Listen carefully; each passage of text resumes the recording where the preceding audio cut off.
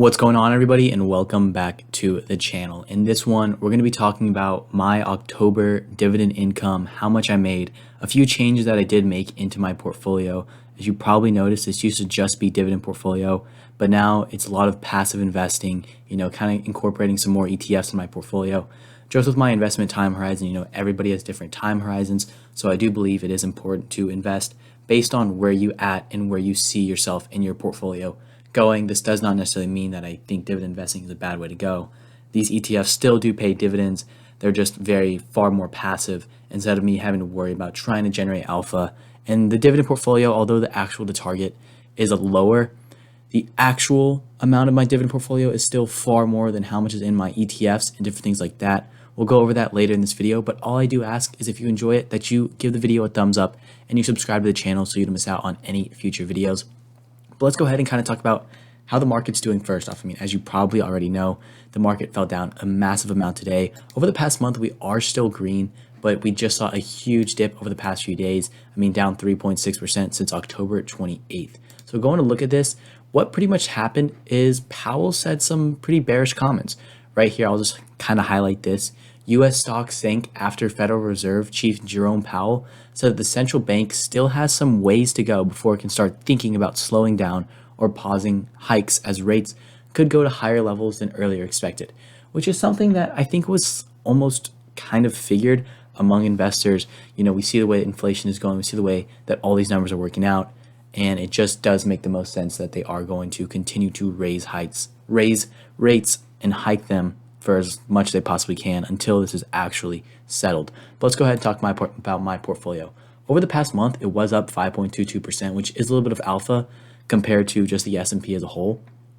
Over the past week, we're down 0.89%, which is $98. And today, we fell 2.28%, which is $257.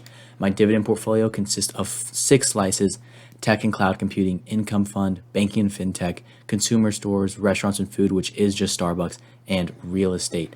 Over the past month, the performances on these were actually pretty good, especially right here in our banking and fintech. We did really well. So let's go ahead and kind of talk about what is in my passive pies in these portfolios.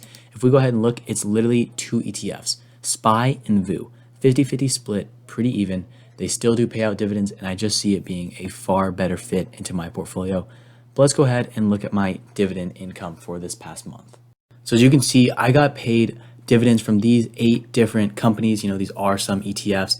But let's go ahead and kind of break down how much each one paid me. So the first one was VU on October 3rd, and they paid me $3.74. Remember, this is all passive, completely passive dividend income, and there is no complaints about getting these free payments. Next up is Jeppy. They paid me $1.51.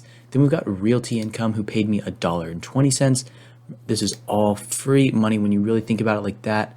Great way to invest if that's what you want to do. You remember, you have to do what you want to do when it comes to your investments. Then from Store, I got $2.40. SPHD, which has been in my portfolio for a very, very long time, got $3.01. SPY in the passive pie fund, we got $3.74. TD coming in with my biggest payment for the month, which is $6.59. It was a little bit more, but because this company is a foreign-based company, based in Canada, Toronto Dominion, and I am in the United States, there was a little bit of a dividend deduction, which summed up went to $6.59. And lastly, we got another financial stock, JP Morgan, which paid me $5.13. When all this is added up together, we get a grand total of $27.32, which is not that much, especially when we go ahead and we kind of look at my past portfolio and how much I used to make in dividend income per month. As I said, I did make a few changes in my portfolio, so my dividend income is going to be a little bit lower, but I'm looking for more compound annual growth rates, and I do believe I'll see better success rates whenever I invest into things like the S&P 500, SPY and VU, and different things like that. So whenever we add this 27.32, I'll go ahead and put that in. My year-to-date total for dividend income is $342.07. So we're looking at very good. Remember, this is $342 that I did nothing to get for this entire year. I've done nothing. I could have sat around. I could have never checked my phone again. All that matters is that the market was still opening and companies and ETFs were still paying these dividends. And that is what we got right now, $342. We still have a good amount of dividend income to make in November, December. I don't know exactly how much is expected, but maybe we can hit that $400 mark for the entire year.